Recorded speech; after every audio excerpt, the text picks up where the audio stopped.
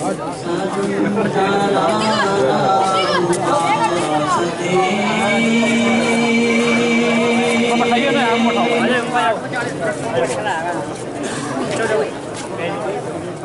और सम्मान के उप सभाध्यक्ष महोदय,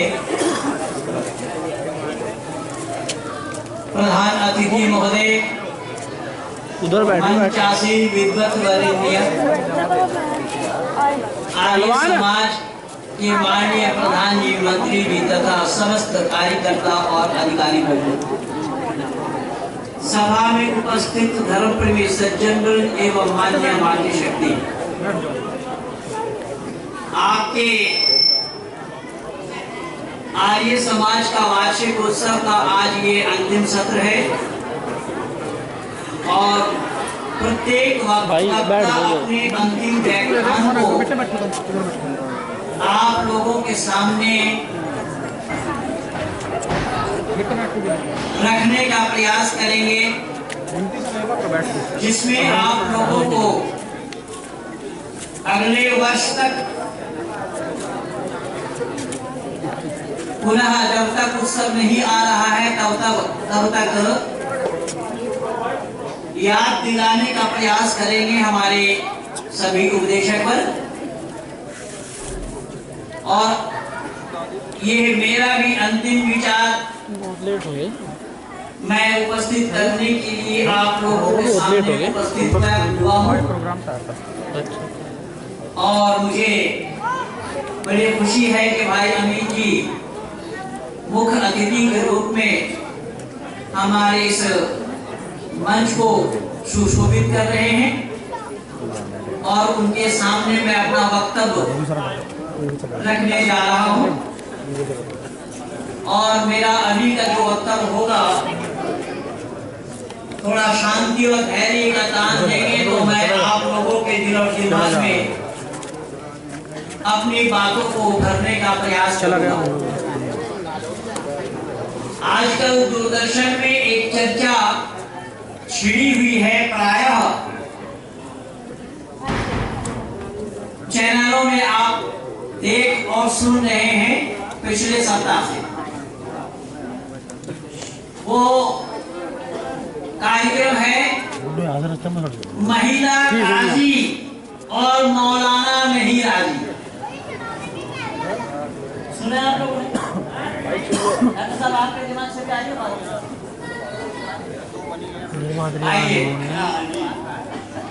यह बड़ा लचीला विषय है, उस पर मैं उसी दिन ही लिखा और आज मेरे लिए सौभाग्य की बात इसलिए है कि बहुत सारी माताएं और बहनें यहाँ पर उपस्थित हुई हैं। तो हमारी वैदिक संस्कृति क्या है और हमारे घर में माताओं की मर्यादा क्या है, दूसरे लोगों के पास, दूसरे संप्रदाय वालों के पास उनकी मर्यादा क्या है, मैं आज उसी दूरदर्शन के वक्तव्य को सामने रखते हुए, मौलानाओं के विचार को सामने रखते हुए आप लोगों के सामने ये स्पष्टीकरण देने का प्रयास करूंगा कि आखिर सच क्या है। पर इतना जरूर याद रखना, चाहे आपके आर्य समाज हो या कोई और संगठन, मैं जो बोलूंगा इस विषय पर बोलने वाले विद्वान एक महेंद्र पाल आर्य को छोड़ करके समग्र आर्य जगत में कोई नहीं है। इसलिए मैं आप लोगों से शांति का दान चाहूंगा कि आप शांति का दान देंगे, धैर्य का परिचय देंगे, सुनने का प्रयास करेंगे कि बोला क्या जाता है।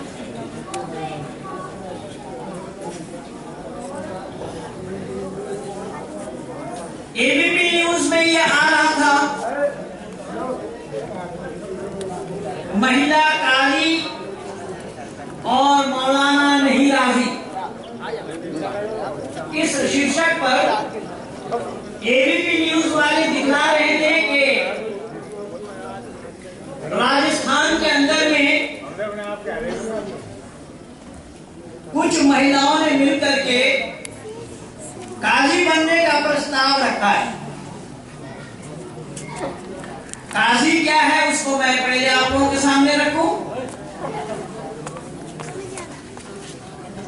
शरीयती कवानीन को जानते हैं, इस्लामी कानून को जो जानते हैं, क्या बीमारी है यार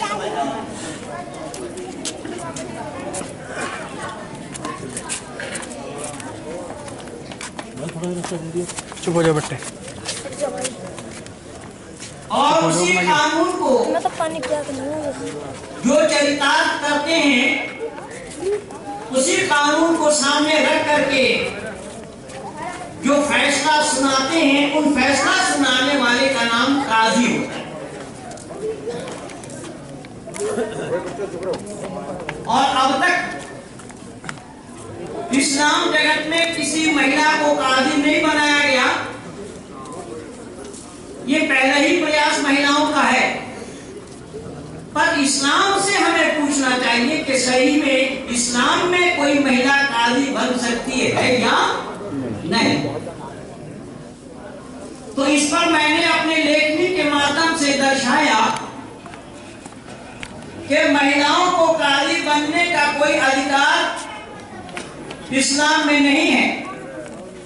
और ये बात इसलिए चली कि वर्तमान भारतवर्ष के अंदर में महाराष्ट्र में 2 जगह ऐसी हैं जहां पर महिलाओं को चढ़ने में या जाने में प्रतिबंध लगा हुआ है। एक मजार में और एक मंदिर में। शनि के मंदिर में महिलाओं का प्रवेश होना वर्जित है, ये हिंदू धर्मगुरुओं का कहना है। और इस्लाम वालों का कहना है कि मजार में महिलाएं नहीं जा सकती। इसे लेकर ही ये सामने बात आई है। तो 2 महिलाओं ने अपना दावा पेश करते हुए ये बतलाई कि हमें भी अल्लाह ताला ने अधिकार दिया है। भले ही वो बेचारी कह रही होंगी, लेकिन मैं आप लोगों से ये निवेदन कर रहा हूं और यह प्रमाण दे रहा हूं कि कुरान में अल्लाह ताला ने महिलाओं का मर्यादा क्या दिया है। कुरान में अल्लाह ने जिक्र फरमाया, निसाउकुम हर्सुल लकुम फातु हर्सकुम अन्ना शि'तुम वक़द्दिमू लिअन्फुसिकुम। सूरा निसा में अल्लाह ताला ने जिक्र फरमाया है कि महिलाएं क्या हैं? ये महिलाएं पुरुषों के लिए खेत हैं। ये मत समझिएगा कि हर महिलाओं के लिए बोला गया, नहीं, इस्लाम घराने के महिलाओं के लिए। अल्लाह ने कहा कि जब कुरान की चर्चा हो रही है तो कुरान तो और कौम वालों के लिए नहीं है, केवल इस्लाम वालों के लिए है। तो अल्लाह ने जिक्र फरमाया है कि औरतें क्या हैं? कि पुरुषों की खेत हैं, जैसा चाहे उसमें वो फसल उत्पन्न करे। इसलिए आप लोगों को यह भी पता होना चाहिए, जो औरत शब्द है, जो उर्दू जानते हैं उन्हें भी पता होगा कि यह 4 हुरूफ के एक साथ जोड़ने से उच्चारण बनेगा औरत, ऐन, वाव, रे और ते। इन 4 हुरूफों को एक साथ जोड़ने पर उच्चारण बना औरत। और औरत शब्द का अर्थ होता है छुपा कर रखने वाली चीज। समझ में आ रही है बात कुछ आप लोगों की? छुपा कर रखने वाली चीज, यानी जिसको छुपा कर रखा जाए। इसीलिए महिलाओं को, यानी इस्लामी महिलाओं को घर से बाहर निकलना मना है। इसीलिए प्रावधान वहां पर बुर्का पहनने का। आपके गांव में भी देखे होंगे आप लोग, मैं भी 3-4 दिन से देख रहा हूं। बुर्का, उसका उच्चारण पूरा है बुर्का, बेरे आप ऐन और ए, बुर्का उच्चारण होता है। एक कपड़ा का नाम है जो सर से लेकर पांव तक ढका हुआ होता है। देखने के लिए आंख के सामने कुछ जालीदार कपड़े लगाए जाते हैं, या तो ऐसा पतला कपड़ा लगाया जाता है जिसे देखा जाए। कुल मिलाकर तो अल्लाह ने महिलाओं के लिए कोई मर्यादा दिया है या नहीं? तो साफ पता लगा अल्लाह के पास मर्यादा महिलाओं के लिए नहीं है। क्यों? कि मुस्लिम महिलाएं इमाम नहीं बन सकती। शब्द पर ध्यान दें, मुस्लिम घराने की महिलाओं को इमाम बनने की इजाजत नहीं है। और इमाम उन्हें कहा जाता है जो नमाज पढ़ाते हैं, जो इमामत करते हैं मस्जिद में, और मुक्तदी जो कि उनके पीछे नमाज पढ़ने वाले होते हैं। लेकिन महिलाओं की कोई इमाम नहीं बन सकती और महिला किसी इमाम के पीछे नमाज भी नहीं पढ़ सकती। तो स्त्री और पुरुष दोनों बराबर है या अलग अलग हुआ? केवल इतना ही। आगे बढ़िए तो पता लगेगा कि महिलाओं की जनाजा महिलाएं नहीं पढ़ा सकती, पुरुष ही पढ़ाएंगे। स्त्री और पुरुष में बराबरी दिखाई पड़ रही है आप लोगों को? मैं भी गलती कर रहा हूँ, मोनी बाबा लोग बैठे हैं, गलती से पूछ लिया। कान तो है नहीं, जुबान भी छोड़ आए हैं घर, बोलने का मतलब ही क्या था। चलो ये मेरी गुस्ताखी हुई कि मैं पूछा आप लोगों से। मैंने निवेदन किया कि एक पुरुष गवाही दे रहे हो और उन पुरुष के मुकाबले में महिला को गवाही देनी हो, तो एक पुरुष के मुकाबले में दो महिला को गवाही देनी होगी। तो इस्लाम में बराबरी है या अलग अलग है? डॉक्टर साहब बताइए। अलग अलग। मैं अपने लोगों को ही परेशान कर,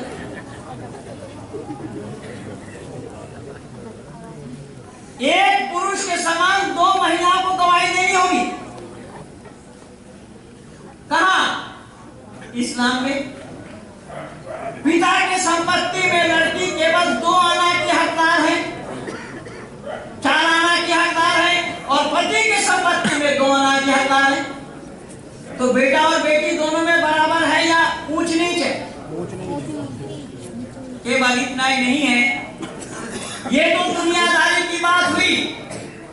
लेकिन जब जन्नत में जाएंगे और जन्नत में जाने वालों के लिए जितना जो कुछ भी बशारत है वो सब पुरुषों के लिए है, मर्दों के लिए है, औरतों के लिए नहीं।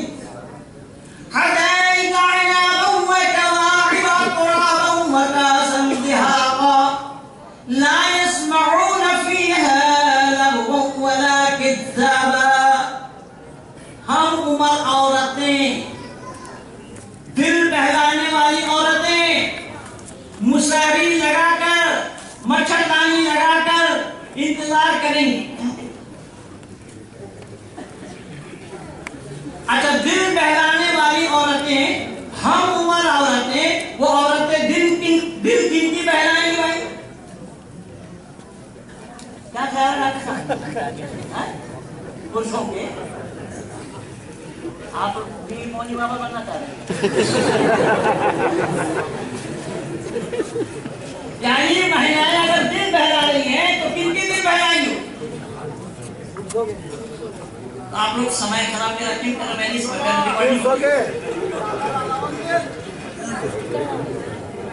तो अब पुरुषों के दिल बहलाने के लिए है, और जो महिलाएं जन्नत में जाएंगी, महिलाएं भी जाएंगी जन्नत में, जो नेक अमल करने वाली होंगी, तो उनका भी दिल बहलाने के लिए कोई पुरुष चाहिए कि नहीं चाहिए? लेकिन अल्लाह ने नहीं। बराबरी हुआ या अलग अलग? बराबरी नहीं। यानी इस्लाम में मर्यादा स्त्री और पुरुष दोनों की बराबर है। रही बात काजी बनने वाली, तो काजी बनने के लिए कुछ कोर्स पढ़ना पड़ेगा या नहीं पढ़ना पड़ेगा? कुछ तालीम हासिल करनी होगी या कोई लिखरोड़ा पर पत्थर वाली महिला बन जाएगी? वहां पर फिका पढ़ना होगा, सुलम पढ़ना होगा, मंतिक पढ़ना होगा, पूरा कोर्स करना होगा। कानून के, शरअ के, शरीयती कवानीन को जानने के लिए उसके जितने भी किताबें हैं, उन सब किताबों को पढ़ने के बाद ही तो कोई उसका जानने वाला होगा। तो उसको पढ़े बिना कोई कानून बता दे, ये कैसा सबब होगा? इसलिए मौलानाओं ने विरोध किया। तो मौलानाओं ने जो विरोध किया वो तो केवल इस्लाम के शरीयती कवानीन के अनुसार ही विरोध किया। अब महिलाएं जबरदस्ती कर रही हैं, ये कह रही हैं कि नहीं अल्लाह के पास बराबरी है। भाई अल्लाह के पास बराबरी है तो जन्नत में जैसा पुरुषों के लिए है वैसा ही तुम्हारे लिए भी अल्लाह देते होते, तब ना मैं जानता अल्लाह के पास बराबरी है। वो तो है नहीं। यहाँ पर क्या बताया कि हम उमर औरतें, शब्द पर ध्यान देना, हम उमर औरतें, दिल बहलाने वाली औरतें मुसारी लगाकर, मच्छरदानी लगाकर इंतजार करेंगी। यानी इसका मतलब ये हुआ, भाई ध्यान रखना शब्दों पर, मैं क्या बोल रहा हूं, जन्नत में मच्छर है। बहुत जिम्मेदारी के साथ बोल रहा हूं। अब मच्छर कहां पैदा होता है भाई, साफ सुथरी जगह में या गंदगी में? कहीं मिलेगा नहीं और किसी से भी नहीं मिलेगा, तो मैं पहले बोल दिया। बोला नहीं बैठे रे। तो जिस जन्नत में मच्छर हो, जहां पर गंदगी हो वहीं तो मच्छर होंगे भाई। तो ऐसी जगह को साफ सुथरी बता देना, पवित्र बता देना, ये कौन सी तुक की बात है मैं नहीं जानता। ये बात इतना नहीं, वहां पर शराबन तहूरा, 5 शराब पिलाए जाएंगे। अच्छा बंधुओं, आप सारे पढ़े लिखे लोग बैठे हैं, पर आप लोग कई बार मोनी बाबा के एक्टिंग कर रहे हैं, इसलिए मुझे भी तकलीफ हो रही है। शराब किसको कहते हैं आप सभी लोग जरा जल्दी बोलना। जो नशा पैदा करती हो, जो नशा पैदा करती हो। बहुत सुंदर। देखिए पढ़े लिखे लोगों से बात करने में यही मजा मिलता है, इसीलिए मैं बार बार आप लोगों से पूछता हूँ। हमारे भाई ने कितना सटीक जवाब दिया कि शराब उसे कहा जाता है जिसके पीने से नशा हो, उसका नाम शराब है। लेकिन अल्लाह ने उस शराब को पाक बता दिया कि उसे नशा होने वाला नहीं है। तो जिसके शराब के पीने से नशा न हो, वो शरबत का होना तो संभव है, शराब नहीं। तो अल्लाह ज्ञान की बात कर रहे हैं या कोई नमक मिर्च लगाई हुई बात कर रहे हैं? ये बात नहीं। जो शराब पीते हैं, शराब के साथ और सामान क्या होता है मतलब? शराब के साथ खाली नमकीन नहीं बच्चों, तुम्हें तो मालूम नहीं है। हमारे पिताजी पीते हैं नमकीन के साथ। तुमने कैसे जान लिया कि नमकीन चाहिए शराब? मतलब यहाँ शराब वाले लोग भी हैं। स्वाभाविक है, स्वर्ग में भी चुचुंदा रहता था। लेकिन अल्लाह ने वहां पर नमकीन नहीं, परिंदों का गोश्त का कबाब मरगूब कराया जाएगा, ये बताया। परिंदों का गोश्त का कबाब मरगूब कराया जाएगा। तो मैंने पूछा इस्लाम जगत के आलिमों से कि जब परिंदों का गोश्त का कबाब वहां पर परिवेशन किया जाएगा, वो परिंदा दुनिया से ज़बा करके ले जाया जाएगा, एक्सपोर्ट किया जाएगा, या वहीं पर ज़बा किए जाएंगे? अगर दुनिया से ज़बा करके भेजा जाए तो जो एक्सपोर्ट इंपोर्ट वाला बिजनेस है उसके लिए भी कोई टेंडर कभी न कभी पास अल्लाह ने किया होगा, करते होंगे, तब कोई उसका कोई कॉन्ट्रैक्टर मिल जाए जो ज़बा करके भेजे। और अगर उसी जन्नत में ही ज़बा करके उस परिंदों का गोश्त कबाब उपलब्ध कराया जाएगा, तो जहां पर परिंदों को काटा जाएगा वहां पर खून टपकेंगे, और खून टपकेंगे तो गंदगी पैदा होगी, निजासत गलीज़ा है। इसीलिए अल्लाह ने पहले ही मच्छरदानी की व्यवस्था की है। ये बात इतना नहीं, दुनिया में आप लोगों ने देखा होगा जो शराब पीते हैं, शराब के साथ साथ कबाब तो होता ही है, लेकिन बंधुओं एक चीज उन लोगों को और भी आवश्यकता होती है, और उसकी भी व्यवस्था अल्लाह ने वहां पर रख रखी है, जिसको शबाब कहता है। अल्लाह ने कहा वअज़वाजुन फी सिलालिन अलल अराइकि मुत्तकिऊन लहुम फीहा फाकिहतुन व लहुम मा यदऊन।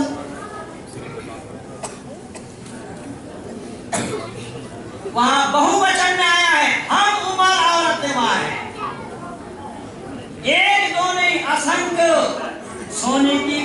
पहनकर, बड़ी बड़ी आंख वाली रेशम की कपड़ा पहनकर वहां पर वो शराब परिवेशन करेगी। YouTube में देखना हो तो youtube.com में जाकर मौलाना तारिक जमाल खोलना, पाकिस्तान वाला है। अगर आप लोगों को विश्वास ना हो तो मेरे मोबाइल में भी मौजूद है, मैं दिखा दूंगा। ये वही नजरिया बता रहे हैं जन्नत का। एक मौलाना नहीं, ऐसे अनेक मौलाना वहां लगे हुए हैं पाकिस्तान। वो मौलाना कह रहे थे, मैं अपने भाई रविंद्र जी को सुनाया कल, हमारे दिल्ली पुलिस वाले, देखते रह जाओगे, वो अल्लाह के नूर से बने हुए हैं। कौन? महिलाएं अल्लाह के नूर से बने। अब अल्लाह के नूर से बने, नूर की माने होता है चमक, नूर की माने है रोशनी, नूर की माने है प्रकाश, नूर की माने है रोशन देने वाली चीज। तो अल्लाह क्या है जो अल्लाह के नूर से महिलाओं को बनाया गया? तो अल्लाह के नूर से महिलाओं को बनाया गया, वो केवल पुरुषों के लिए है। और जो महिलाएं उस जन्नत में जाएंगी उनके लिए क्या है? अल्लाह ने क्या दिया है? कुछ नहीं। अल्लाह ने घंटी लाया, बस तुम्हें नहीं मिला। तो बराबरी हुआ या अलग अलग है? लेकिन आइए जरा हमारी वैदिक संस्कृति को देखिए। ये जो माता और मैंने हैं, मैं इनको सौभाग्यवती कहता हूँ। और सौभाग्यवती क्यों कहता हूँ उसका भी मैं प्रमाण आप लोगों के सामने प्रस्तुत करके ही विराम दूंगा। ये सौभाग्यवती इसलिए है कि हमारे यहाँ पर हिंदू घराने की माताओं को जो मर्यादा प्राप्त है वो ईसाई और मुस्लिम घराने की महिलाओं को वो मर्यादा प्राप्त नहीं है। कैसा? कि हमारे यहाँ पर बहु विवाह की प्रथा नहीं और तलाक की भी कोई विधि नहीं है। इसलिए मुस्लिम और ईसाई घराने की महिलाएं ये नहीं जान सकती, नहीं जान पाती, जानना संभव नहीं ये पति कब तलाक दे दे, इसका कोई ठिकाना नहीं है। और इस घर में उस घर में अंडा देते देते एक दिन उनका जीवन अंत हो जाता है। क्या बीमारी?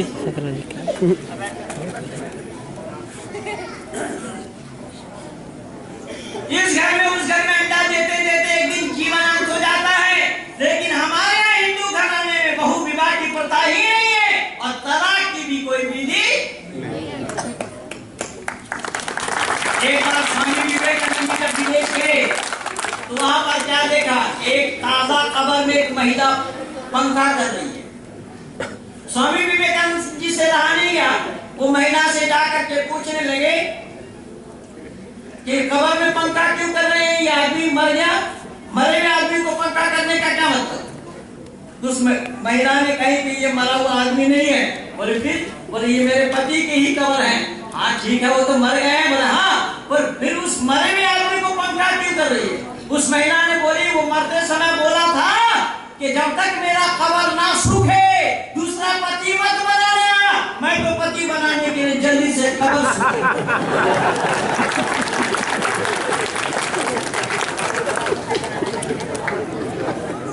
मुस्लिम घराने की महिलाएं भी नहीं जान सकती कब किसके पति उसको तलाक दे दे। आमने सामने बैठ करके तलाक दे, दूर देश में बैठ करके तलाक दे। तलाक शब्द कहना भी नहीं पड़ेगा, केवल इतना ही कह दे कि मेरा खाना तेरे लिए हराम है।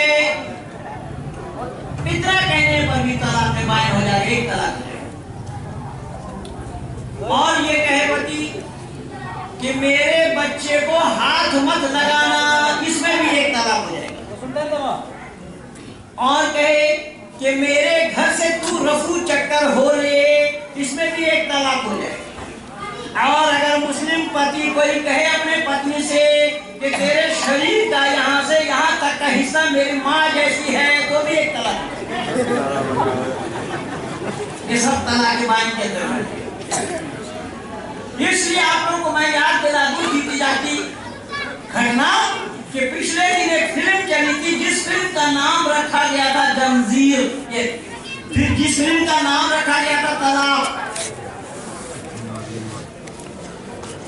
अगर फिल्म देख करके कोई आ रहा है मुसलमान, उससे किसी ने पूछा कि कौन सी फिल्म देखी तुमने, उसने बोला तलाक। अगर एक बार तलाक आएगा तो पत्नी तलाक हो जाएगा। इसलिए मुसलमानों ने आंदोलन करके उस फिल्म का नाम बदला, निकाह में परिवर्तित किया। उस तलाक फिल्म का नाम परिवर्तन करके उसका नाम क्या रखा? निकाह। तो मैं निवेदन कर रहा हूं, ये तलाक की विधि हमारे हिंदू घराने में नहीं है, क्योंकि हिंदू घराने में जो खूबी है उन खूबी को दूसरे संप्रदाय वालों ने जानने का प्रयास नहीं किया। इसलिए हमारे यहाँ पर बहुविवाह की प्रथा नहीं और तलाक की भी विधि नहीं है। हमारे यहाँ पर देखेंगे विवाह संस्कार में, और हमारे माननीय डॉक्टर साहब डॉक्टर धीरज जी हमारे बड़े पुराने साथी हैं, कई बार ये संस्कार कराते हैं। और संस्कार जब कराते हैं तो वहां पर उसी विवाह संस्कार में, विवाह प्रकरण में ऋषि दयानंद ने जो दर्शाया है मधुपर्क, उस मधुपर्क में क्या रखा गया? 3 चीज को मिलाने की बात ऋषि ने लिखी है। बरोबर बरोबर बताया, लेकिन बरोबर के माने वहां भाग, ऋषि के भाव कुछ और है, यथा योग है, बराबर करेंगे तो मिल बनेगा। इसलिए वहां पर ऋषि दर्शा रहे घी, शहद और दही, इन तीनों को मिलाओ, तीनों को ऐसा मंथन करो, ऐसा मिला दो कि एक का अस्तित्व न रहे, यानी घी न रहे, शहद न रहे और दही न रहे, तीनों मिलकर के एक अलग रूप तैयार।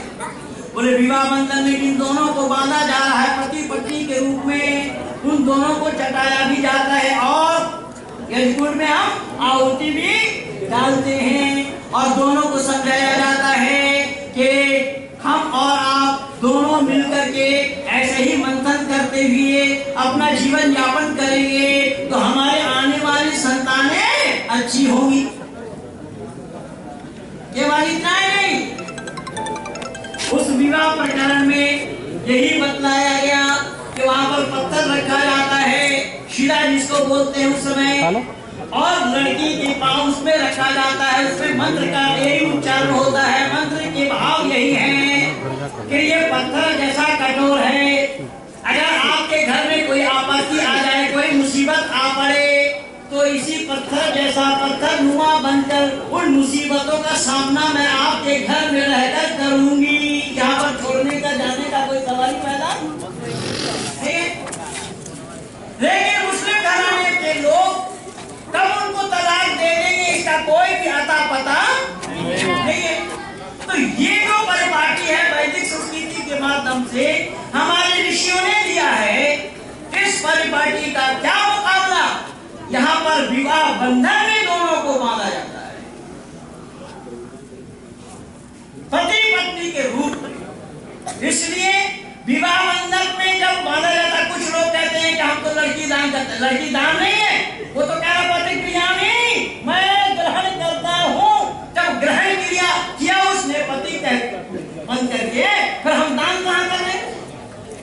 हमारे यहाँ दान करने वाला सामान ही नहीं है। इसलिए इस सच्चाई को जानना पड़ेगा, इस सच्चाई को समझना पड़ेगा कि हमारे ऋषि मुनियों ने हमें कौन सी संस्कृति के माध्यम से क्या क्या दिया। लेकिन ऋषि दयानंद के संस्कार विधि से हट करके हम लोग भी एक काम और करते हैं। वो क्या करते हैं? वो सिंदूर दान वाला काम होता है, ऋषि दयानंद ने नहीं निकाला, लेकिन हम लोग करते हैं इसको लोकाचार को दिखाने देखने के लिए। क्या करते हैं? सिंदूर का रंग कैसा होता है? आप लोगों को मालूम है ना, जो सिंदूर लगाई बैठी है कुछ बहने माताएं, लाल होता है, लाल रंग होता है खून जैसा। पति डालते हैं मांग में सिंदूर और सन से डाला जाता है।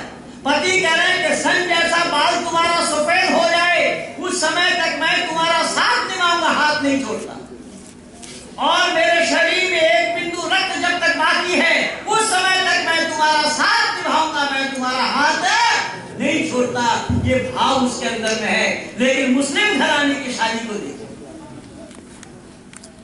लड़का दूल्हा बन करके गया, लड़की बैठी है कमरे में, अब यहाँ दूल्हा बन करके गया, उसके तरफ से एक गवाही और 2 साक्षी उसमें साथ और ले गए, एक वकील होगा, 2 साक्षी और होंगे, 3 आदमी कम से कम होंगे। फला गांव का रहने वाला, दतियाना गांव का रहने वाला बेटा अहमदुद्दीन 5001 रुपया के मेहर में तुमसे शादी करने के लिए आए हैं, तुम राजी हो? वो लड़की कह रही हूँ, अब वो लड़की कह रही है, उसकी नानी कह रही है, उसकी बहन कह रही है, वो कोई देख नहीं रहा है।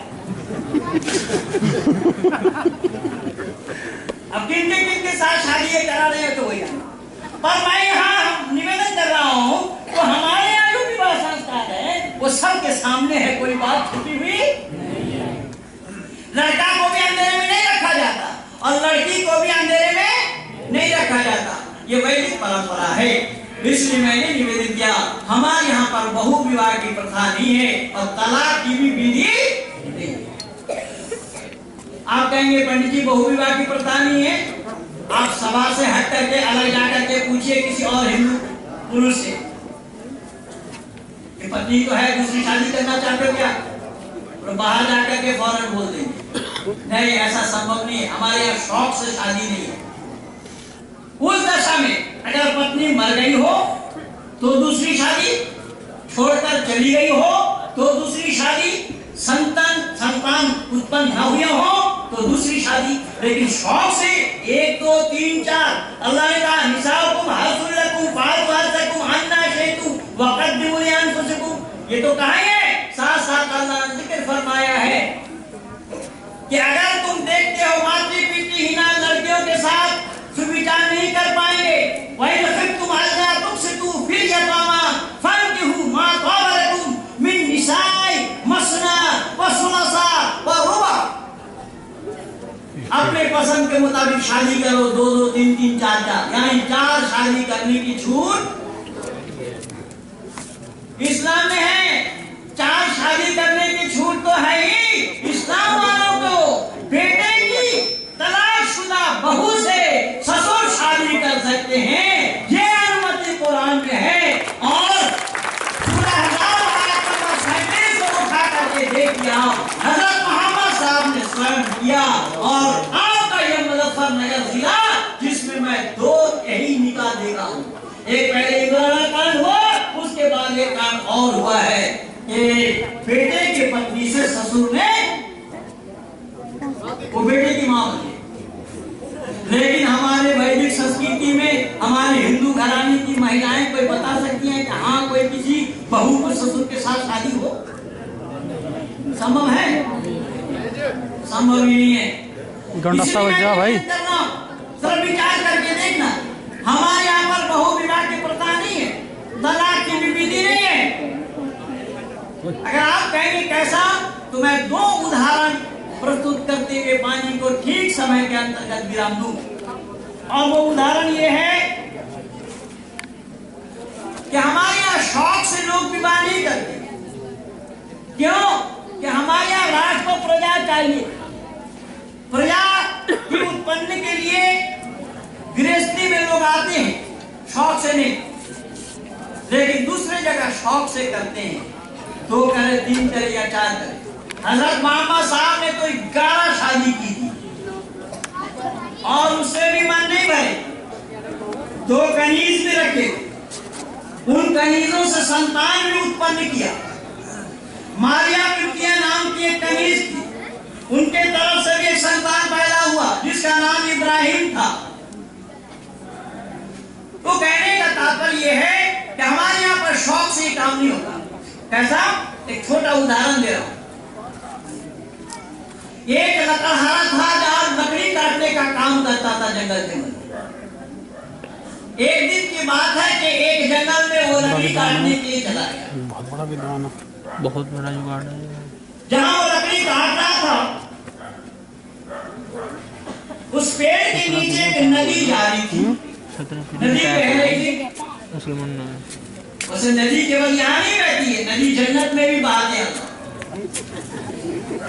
वहां शराब की नदी है, शहर की नदी है, और नदी एक जगह से शुरू होकर और जगह तक जो जावे उसका नाम नदी है। लेकिन वो जन्नत के अंदर में कहां से कहां भेज रहे हैं वो तो अल्लाह ही जानता, किसी को मालूम। तो लकड़हारा लकड़ी काट रहा था, लकड़ी काटते काटते उसकी कुल्हाड़ी गिर पड़ी नदी में। जब कुल्हाड़ी गिर पड़ी तो बड़ा हताश हुआ, मायूस हुआ। बाल बच्चे का पालन पोषण उसी के द्वारा ही करता है बेचारा। नीचे आया, मौन धारण किए हुए बैठ गया नदी के किनारे। पानी के अंदर से जल देवता निकले कुछ देर के बाद। लकड़हारा से पूछा, लकड़हारा यहाँ पर मौन धारण किए हुए क्यों बैठा है? उसने कहा, बाबा मैं लकड़ी काटने का काम करता हूँ, लकड़हारा हूँ, इस लकड़ी को काट रहा था, मेरी कुल्हाड़ी गिर पड़ी, बाल बच्चों का पालन पोषण मैं कैसे करूंगा? जल देवता कहते हैं, बेटा पानी का मालिक मैं हूँ, अभी मैं पता करता हूँ, तेरी कुल्हाड़ी को निकाल करके मैं लाता हूँ। जल देवता पानी में गोता लगाते हैं और एक सोने के कुल्हाड़ी निकाल करके वो ऊपर आते हैं और लकड़हारा से पूछ रहे हो, लकड़हारा ये तेरी कुल्हाड़ी है? लकड़हारा ने कहा, बाबा ना ना ना ना, ये मेरी कुल्हाड़ी नहीं है। जल देवता प्रसन्न हो, उन्होंने दोबारा गोता लगाया, एक चांदी का कुल्हाड़ी निकाल करके दिखलाया, लकड़हारा ये तेरी कुल्हाड़ी है? लकड़हारा ने अब भी मना किया कि ना ना, ये मेरी कुल्हाड़ी नहीं है। तीसरी बार उन्होंने गोता लगाई और एक तांबे का कुल्हाड़ी निकाल करके ऊपर आए, लकड़हारा ये तेरी कुल्हाड़ी है? उसने अब भी मना किया कि ना ना, ये मेरी कुल्हाड़ी नहीं है। जल देवता प्रसन्न हो गए। चौथी बार उन्होंने गोता लगाई और उसी लकड़हारा की कुल्हाड़ी को लेकर ऊपर आए। लकड़हारा ये तेरी कुल्हाड़ी है? लकड़हारा दूर से ही अपने कुल्हाड़ी को पहचाना और कहा, बाबा हाँ हाँ, यही मेरी कुल्हाड़ी है। जल देवता प्रसन्न हो गए और सच बोलने के कारण चार चार कुल्हाड़ी लकड़हारा को दी कि तेरे सच बोलने के कारण मैं तुझ पर इतना संतुष्ट हूँ कि चारों कुल्हाड़ी मैं तुझे दे रहा हूँ, वक्त बेवक्त कभी इसी से काम निकाल लेना। किससे कोई सर तक आप लोग भी जानते थे, कुछ कुछ पुराने ये स्कूल की किताब में पढ़ाई जाती रही है, लेकिन इस किस्से को मैं थोड़ा सा और आगे बढ़ाता हूँ, वरना महेंद्रपाल को कौन बुलाएगा बोला। किस्से को मैं थोड़ा सा और आगे बढ़ाता हूँ कि लकड़हारा की एक ही पत्नी थी। एक दिन की बात है कि लकड़हारा की पत्नी उसी नदी में नहाने और कपड़ा धोने के लिए गई। कपड़ा धोकर ऊपर रख छोड़ी, नहाने के लिए उतरी थी। पानी में करीब इतना था, दौड़ इतना था कि वो डूब गई।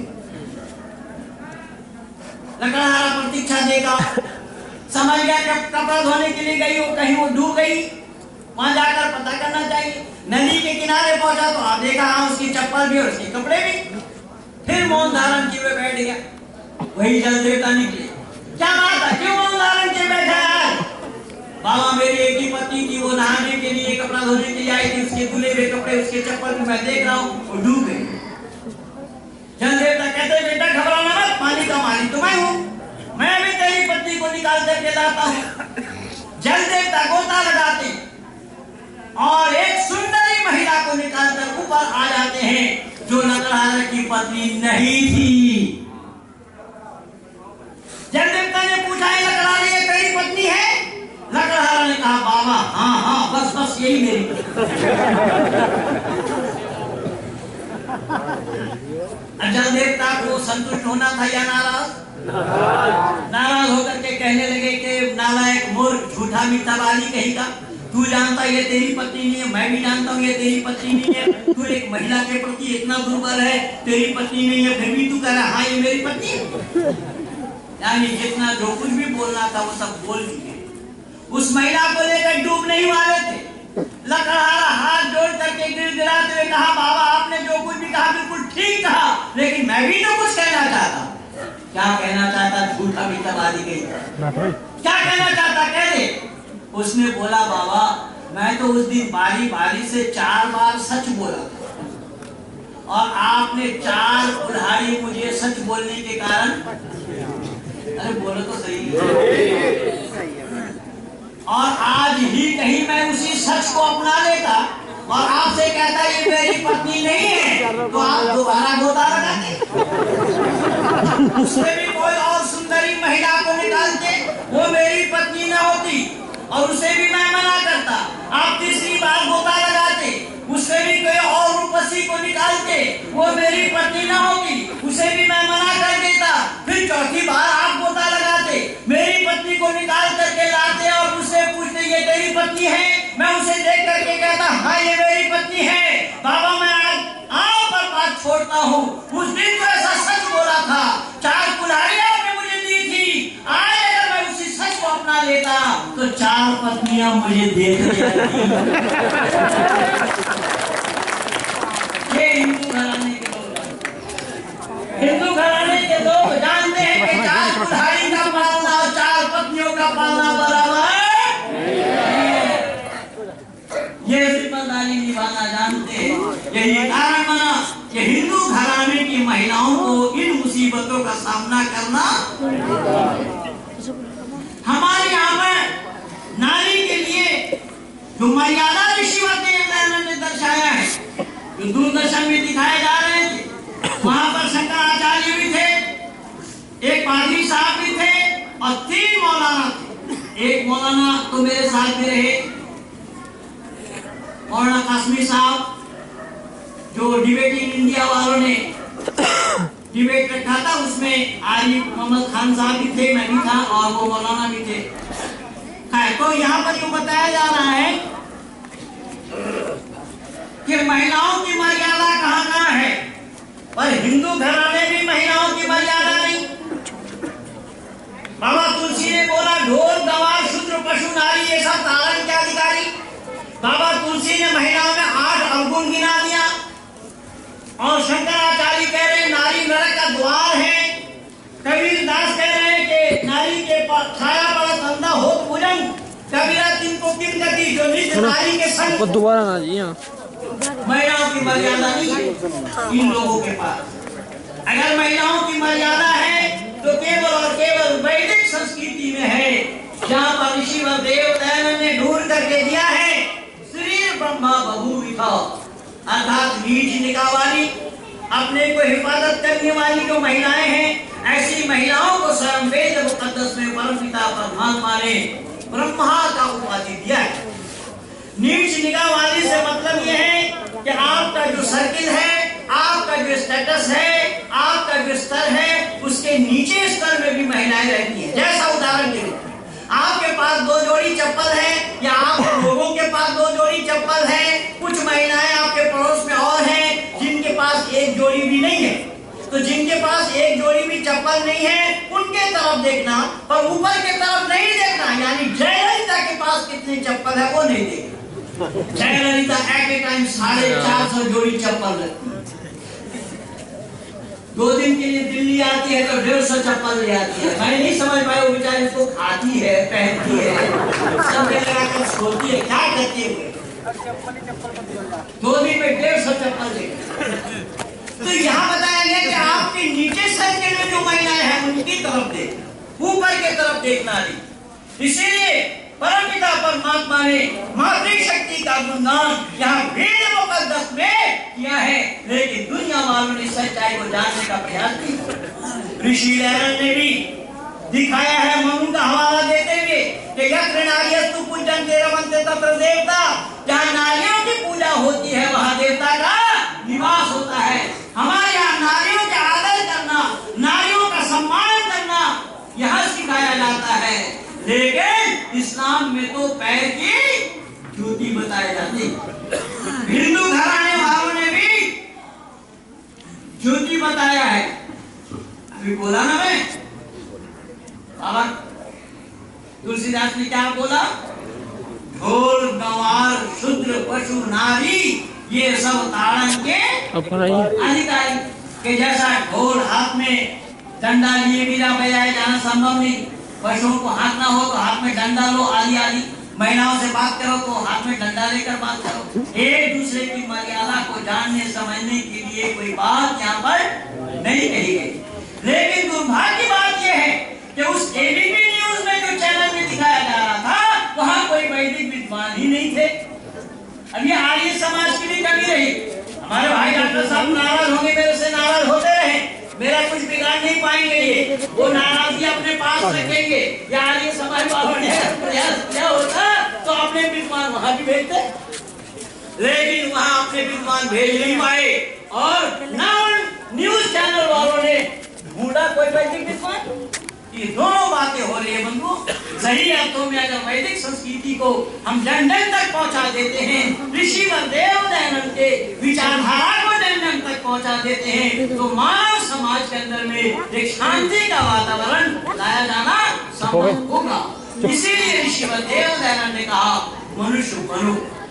तो जितना समय मुझे मिला था वो बिल्कुल समय पूरा होने के कगार पर है, केवल 4 मिनट बचे। मैं निवेदन यही करूंगा कि आईना चेहरे का हर दाग दिखा देता है, ये उसकी फितरत का तकाजा है, ये शिकवा कैसा। आप सत्याग की तंत्री से नाराज न हो, अपने चेहरे को ही धो डालिए और ये गुस्सा करें। दुनिया वाले कहते हैं आर्य समाज में तो खाली खंडन ही खंडन जानते हैं।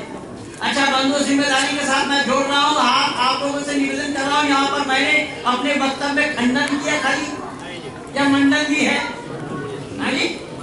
पर याद रखना खंडन किए बिना मंडन का होना संभव नहीं होगा।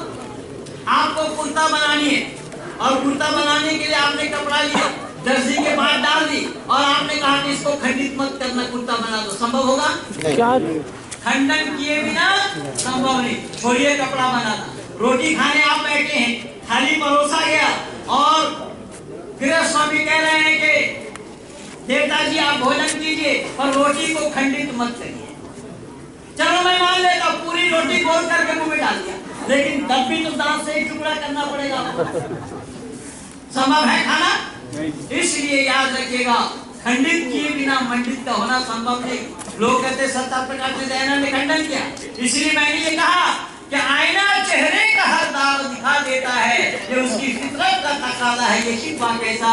आप सत्याग की तंत्री से नाराज ना हो, अपने चेहरे को ही धो डालिए और गुस्सा कैसा। सत्ता प्रकाश आईना का काम, आईना बनाकर ऋषि दयानंद दिया है। अगर हमारे आपके चेहरे में किसी में दाग लगा हुआ, आईना के सामने मिलाएंगे, दाग वाला चेहरा देखेंगे या फ्रेश चेहरा दिखाई देगा?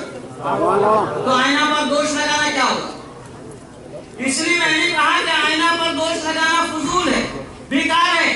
उदाहरण के रूप में अभी आईना का प्रचलन हुआ, एक भाई गए बाजार में, आईना को खरीदा, लेकर के आए अपने घर, दिन भर कई बार निकाल कर देखते रहे, बक्से के अंदर में छुपा कर रखते रहे। उनकी पत्नी एक दिन देखती है मेरे पति ने बक्से से कुछ निकाल कर देखते हैं और फिर उसके अंदर में डाल देते हैं, मालूम क्या है क्या? पति देव घर से बाहर चले गए, पत्नी को मौका मिला, पति उस बक्से को खोली, आईना को निकाल कर देखने लगी। वो बहन आईना कभी पहले देखी नहीं थी, आईना को देखने लगी। उन्होंने सोचा कि हमारे पति देव बाजार से किसी और पराया महिला को भी साथ ले रखा।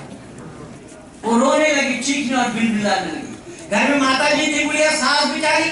माता जी पूछ रहे बहू से क्यों रो रही? माता जी देखिए ना क्या किया आपके लड़के ने, क्या किया कि उन्होंने बाजार से तो कोई पराया महिला को भी अपने साथ ले। माँ कहे वो महिला कौन सी है, मुझे दिखा, मैं देख एक बार।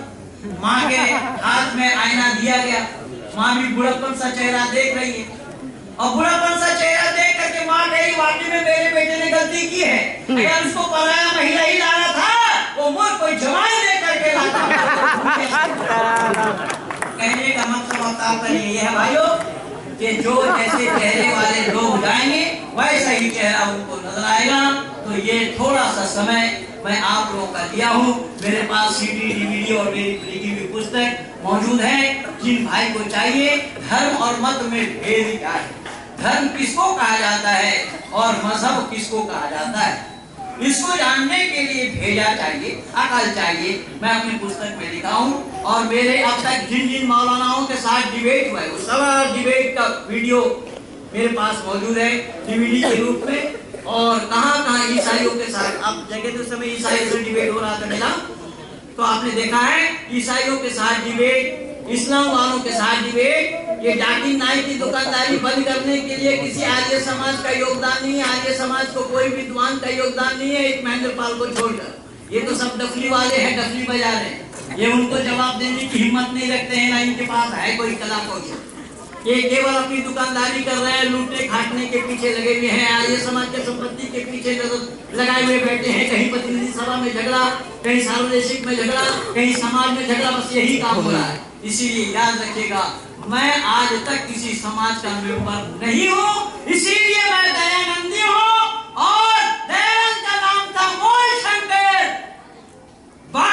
दुनिया के लोग साधारण लोग होते हैं, वो मामूली होते हैं, और मूल शंकर से जो लगे होते हैं वो मूली होते हैं।